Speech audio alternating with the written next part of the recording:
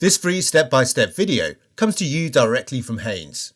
You can complete more than 200 jobs on this vehicle when you purchase the complete Haynes online manual at haynes.com.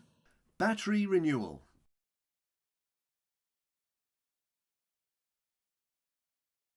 Open the driver's door and remove the battery cover located in the driver's footwell.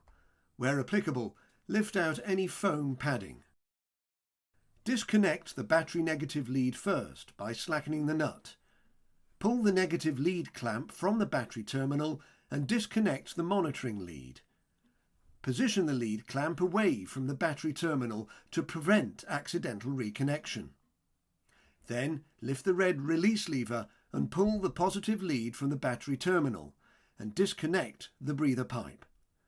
Unscrew the bolt and remove the battery retaining clamp. The battery can now be removed from the vehicle. Be careful as you lift it out because it's heavy. Lower the replacement battery into the compartment and refit the retaining clamp, securing it in position by tightening the bolt. Reconnect the breather pipe and position the positive lead clamp over the positive battery terminal, pressing the red lever down into place. Reattach the monitoring lead and reconnect the negative terminal, tightening the clamp's nut.